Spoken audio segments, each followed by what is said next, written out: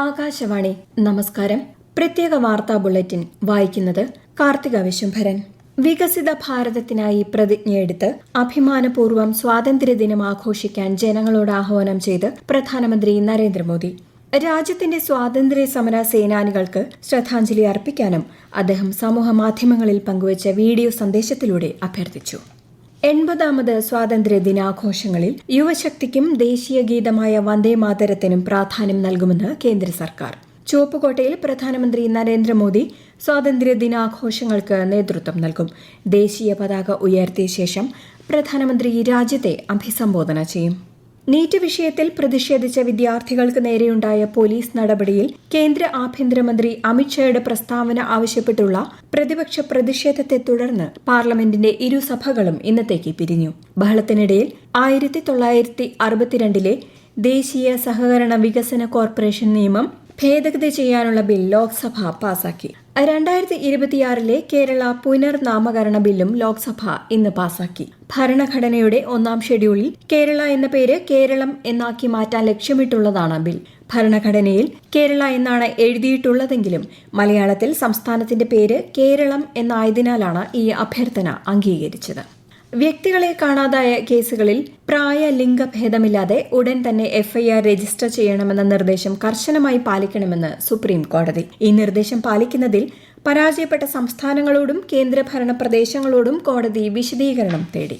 കർക്കിടക വാവു ബലിതർപ്പണത്തിന് സംസ്ഥാനത്ത് ഒരുക്കങ്ങൾ പൂർത്തിയായി. നാളെ പുലർച്ചെ പിതൃതർപ്പണ ചടങ്ങുകൾ ആരംഭിക്കും. തിരുവല്ലം പരശുരാമ സ്വാമി ക്ഷേത്രം, തിരുമുല്ലവാരം മഹാവിഷ്ണു ക്ഷേത്രം, ആലുവ ശിവക്ഷേത്രം, തിരുനാവായ നാവാമുകുന്ദ ക്ഷേത്രം തുടങ്ങി പ്രധാന തർപ്പണ കേന്ദ്രങ്ങളിലെല്ലാം വിപുലമായ ക്രമീകരണങ്ങളാണ് ഒരുക്കിയിട്ടുള്ളത്.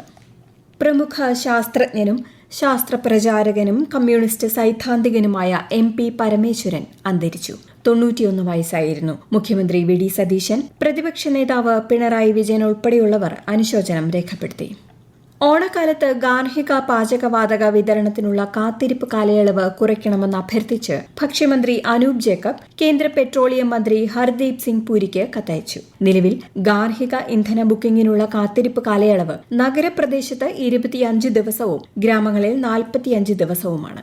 സംസ്ഥാനത്തെ റോഡുകളിൽ കാൽനട യാത്രക്കാരുടെ സുരക്ഷിതത്വം ഉറപ്പുവരുത്തുന്നതിന് പ്രത്യേക കർമ്മ പദ്ധതി തയ്യാറാക്കുമെന്ന് ഗതാഗത മന്ത്രി CP ജോൺ. റോഡ് സുരക്ഷയുമായി ബന്ധപ്പെട്ട് ഉന്നത ഉദ്യോഗസ്ഥരുടെ യോഗത്തിൽ സംസാരിക്കുകയായിരുന്നു അദ്ദേഹം. ഓണത്തോടനുബന്ധിച്ച് KSRTCയുടെ പ്രത്യേക അന്തർ സംസ്ഥാന സർവീസുകളിൽ റിസർവേഷൻ ആരംഭിച്ചു. ഈ മാസം 18 മുതൽ സെപ്റ്റംബർ 2 വരെ കേരളത്തിലെ വിവിധ കേന്ദ്രങ്ങളിൽ നിന്ന് ബംഗളൂരു, മൈസൂരു, ചെന്നൈ എന്നിവിടങ്ങളിലേക്കും തിരിച്ചുമാണ് പ്രത്യേക സർവീസുകൾ നടത്തുന്നത്. ആദിവാസി സമൂഹത്തിന്റെ അറിവ് മനുഷ്യ വന്യജീവി സംഘർഷം ലഘൂകരിക്കാൻ ഉപയോഗപ്പെടുത്തുമെന്ന് മന്ത്രി ഷിബു ബേബി ജോൺ. ആദിവാസികളുടെ പ്രശ്നങ്ങൾ പരിഹരിക്കുന്നതിന് വനം വകുപ്പ് ആവിഷ്കരിച്ച ഊരുണർവ് പദ്ധതിയുടെ ഭാഗമായി ഊരുകളിലെ നിവാസികളുമായി ആശയവിനിമയം നടത്തുകയായിരുന്നു അദ്ദേഹം.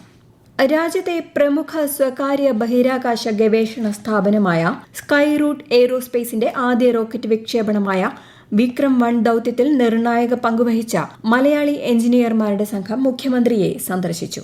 14-അംഗ മലയാളി സംഘത്തിലെ 7 പേരാണ് സെക്രട്ടേറിയറ്റിലെത്തി മുഖ്യമന്ത്രി വി ഡി സതീശനുമായി കൂടിക്കാഴ്ച നടത്തിയത്. ആരോഗ്യപരിപാലനം യുവജനതയുടെ പ്രധാന ലക്ഷ്യമായി മാറണമെന്ന് ആരോഗ്യമന്ത്രി K മുരളീധരൻ. സംസ്ഥാന എയ്ഡ്സ് കൺട്രോൾ സൊസൈറ്റിയുടെയും ബ്ലഡ് ട്രാൻസ്ഫ്യൂഷൻ കൌൺസിലിന്റെയും സംയുക്ത ആഭിമുഖ്യത്തിൽ അന്താരാഷ്ട്ര യുവജന ദിനാചരണത്തിന്റെ സംസ്ഥാനതല ഉദ്ഘാടനം തിരുവനന്തപുരത്ത് നിർവഹിക്കുകയായിരുന്നു അദ്ദേഹം. പ്രവാസി മലയാളികൾക്കായി നടപ്പാക്കുന്ന നോർക്ക കെയർ പ്ലസ് സമഗ്ര ആരോഗ്യ അപകട ഇൻഷുറൻസ് പദ്ധതിയിൽ അംഗമാകാൻ ഈ മാസം 18 മുതൽ സെപ്റ്റംബർ 18 വരെ അവസരം. പുതിയ എൻറോൾമെന്റ് ഘട്ടത്തിന്റെ ഉദ്ഘാടനം മുഖ്യമന്ത്രി വി ഡി സതീശൻ നിർവഹിക്കും. മുട്ടിൽ മരമുറി കേസുമായി ബന്ധപ്പെട്ട അമ്പലമേട് വിശ്വാസവഞ്ചന കേസിൽ പ്രതികൾക്കെതിരെ ജാമ്യമില്ലാ വാറന്റ് പുറപ്പെടുവിച്ച് ചോറ്റാനിക്കര മജിസ്ട്രേറ്റ് കോടതി.